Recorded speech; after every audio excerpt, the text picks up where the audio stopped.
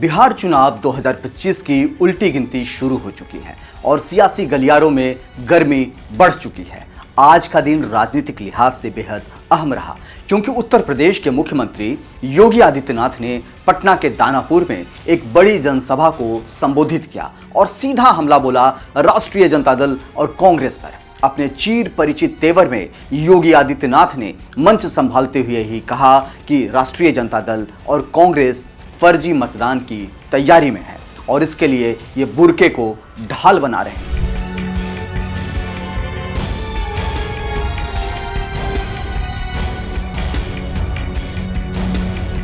सामने हजारों की भीड़ और मंच पर उत्तर प्रदेश के मुख्यमंत्री योगी आदित्यनाथ, भारतीय राजनीति के सबसे तीखे और आक्रामक चेहरों में से एक।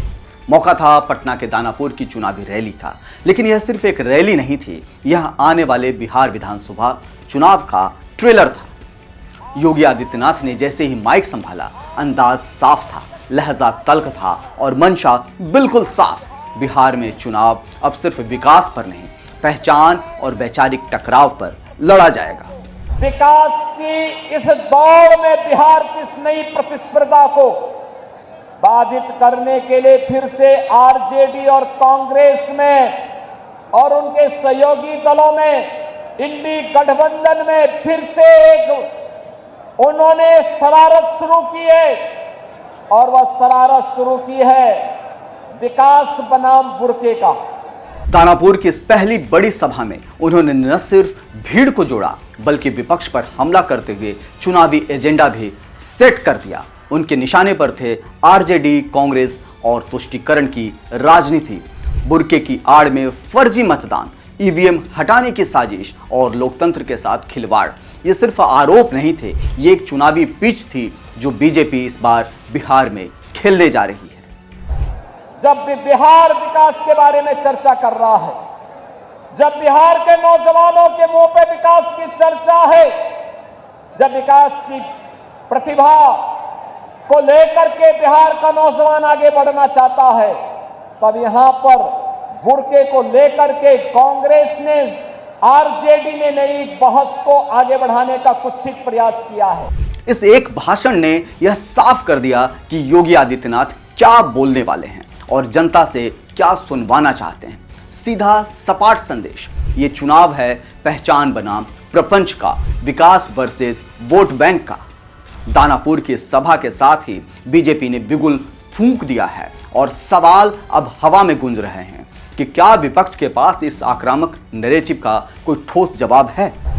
जब भी बिहार विकास के बारे में चर्चा कर रहा है, जब बिहार के नौजवानों के मुंह पे विकास की चर्चा है, जब विकास की प्रतिभा को लेकर के बिहार का नौजवान आगे बढ़ना चाहता है, तब यहां पर बुर्के को लेकर के कांग्रेस ने, आरजेडी ने नई बहस को आगे बढ़ाने का कुत्सित प्रयास किया है। योगी आदित्यनाथ का यह बयान चुनावी माहौल में सिर्फ एक भाषण नहीं था, यह था एक बड़ा मोड़, क्योंकि उन्होंने सिर्फ धार्मिक पहचान की बात नहीं की बल्कि इसे जोड़ दिया लोकतंत्र की पवित्रता से। उनका सीधा आरोप बुर्के की आड़ में फर्जी मतदान करवाना लोकतंत्र का अपमान है और इस एक लाइन में उन्होंने दो संदेश दिए, एक जनता को और दूसरा विपक्ष को।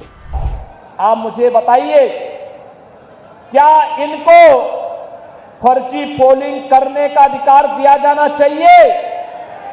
क्या यहां पर विदेशी घुसपैठियों को आकर के बिहार के गरीबों का, बिहार के दलितों का, बिहार के नागरिकों के अधिकार पर क्या उन्हें डकैती डालने की छूट देनी चाहिए? चुनावी सभा में योगी ने साफ किया कि भाजपा की राजनीति सबका साथ, सबका विकास की है, जबकि विपक्ष उनके मुताबिक अब भी तुष्टीकरण और जातीय समीकरणों के पुराने फॉर्मूले से बाहर नहीं निकल पाया। यह बयान सिर्फ मीडिया हेडलाइन नहीं है, बल्कि यह बिहार विधानसभा चुनाव के नैरेटिव को एक नया रंग देने की कोशिश है।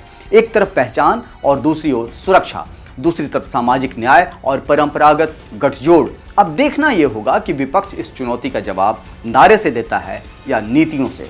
बुर्के को लेकर उत्तर प्रदेश की सियासत पहले से ही गर्म रही है। योगी आदित्यनाथ ने यूपी बाई इलेक्शन में भी इसे बड़ा मुद्दा बनाया था। अब बारी बिहार की है, जहां योगी ने भाषण देते हुए नैरेटिव तय कर दिए हैं। बता दें कि चुनाव आयोग की ओर से भी इस बात के साफ आदेश हैं कि बुर्के में वोटिंग में आने वाली महिलाओं को वेरिफिकेशंस के बाद ही वोट डालने दिया जाएगा। चुनाव आयोग का यह आदेश देश भर में लागू है और इसके पीछे तर्क है निष्पक्ष और पारदर्शी चुनाव का। लेकिन इस नियम का सबसे पहले विरोध किया है समाजवादी पार्टी के अध्यक्ष अखिलेश यादव ने। उन्होंने इसे महिलाओं की निजता और धार्मिक स्वतंत्रता में दखल करार दिया है। लेकिन सीएम योगी आदित्यनाथ ने न सिर्फ चुनाव आयोग के इस आदेश का समर्थन किया, बल्कि एक कदम और आगे बढ़ गए हैं। दानापुर की रैली में उन्होंने इसे लोकतंत्र की रक्षा के लिए जरूरी बताया और कहा कि बुर्के की आड़ में फर्जी मतदान लोकतंत्र के साथ सबसे बड़ा मजाक है।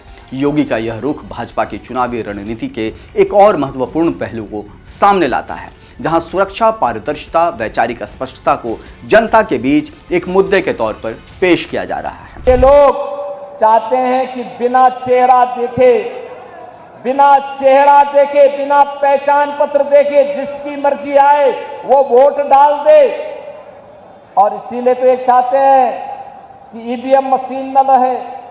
अब देखना यह है कि चुनाव आयोग के आदेश और योगी के समर्थन के बाद विपक्ष की अगली चाल क्या होगी।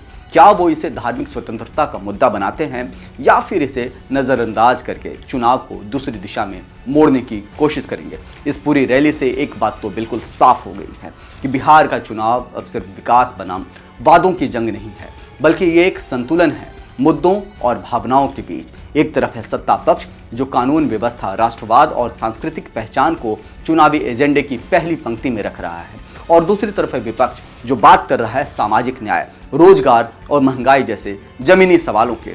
सियासी भाषण अपने चरम पर हैं, आरोप प्रत्यारोप का सिलसिला बेहद तेज है, लेकिन इस चुनाव की असली पटकथा कोई नेता नहीं लिखेगा, वो लिखेगी बिहार की जनता। अब देखना यह है कि जनता किसे तरजीह देगी, वो सवाल जो जेब से जुड़े हैं या वो मुद्दे जो पहचान से जुड़े हैं। फैसला लोकतंत्र का है, लेकिन लहजा हर किसी का बदला बदला है, और शायद इस बार वोट सिर्फ सरकार बनाने के लिए नहीं, सोच का चेहरा तय करने के लिए भी डाला जाएगा। आप क्या मानते हैं इस बारे में, हमें ज़रूर बताइएगा। तब तक के लिए जय हिंद, जय भारत, नमस्कार।